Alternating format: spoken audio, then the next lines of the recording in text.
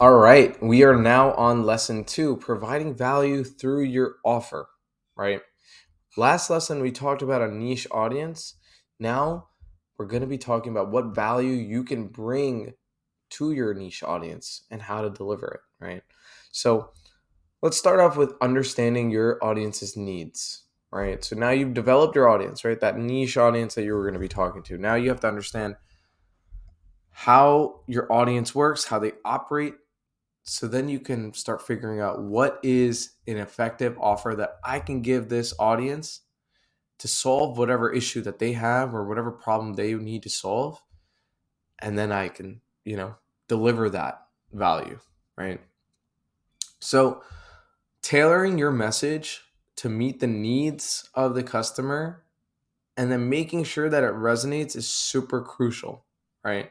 So let's talk about how you can craft an offer that essentially resonates with the customer.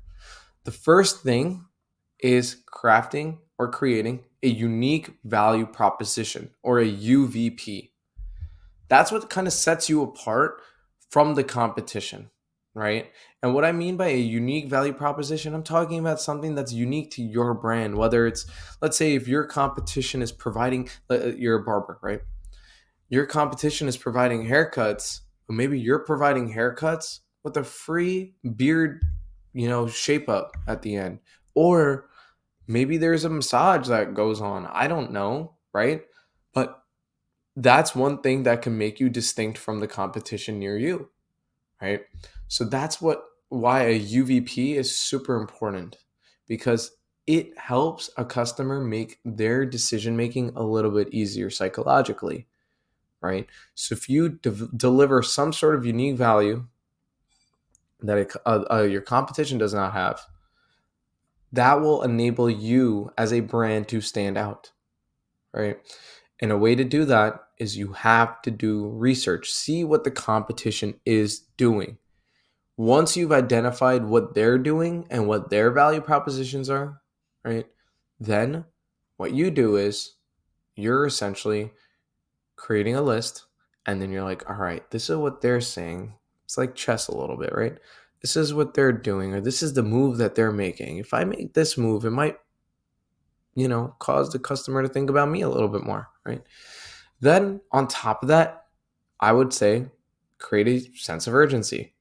What is sense of urgency in the first place? Well, sense of urgency is let's say if someone yells at fire at a movie theater and everyone's like, "Oh crap, there is a burning building. I got to get the hell out of here." There's a sense of urgency, right?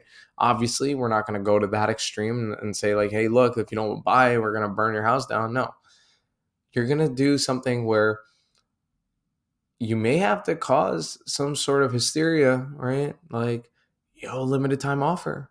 Sale ends tomorrow. You gotta buy it or else you're not gonna get this chance ever again, right? That's sense of urgency. Now, that could be limited time offers, that could be exclusive deals, or talk about some of the loss that the customer may be occurring, right? The money that they're potentially losing by not using your service today and every single day that they may be delaying it. That's how much money they're going to be losing, right? So that makes them go through this mental, right, cycle of loss prevention. Right? Psychologically, loss aversion is something that humans, care about, like death, for example. Why do you think that everyone, tries to eat healthy, or not everyone, but like a lot of people focus on that in marketing, eating healthy, looking good, looking pretty, blah blah blah.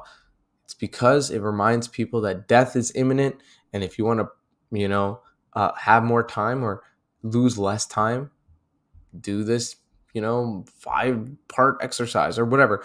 Loss prevention, right? That's the final step of sense of urgency. And then finally, use a tool that you can test these messages really quickly. And that's why I'm going to push Tweet DM again. But you need an A/B test. You got to try out different messaging. And if you don't try out different things, you're not going to know what is resonating with that niche audience that we talked about last lesson, with the message that you're crafting today with this offer, right? The knowledge you just gained from this. Thanks for watching, and I will see you in the next one.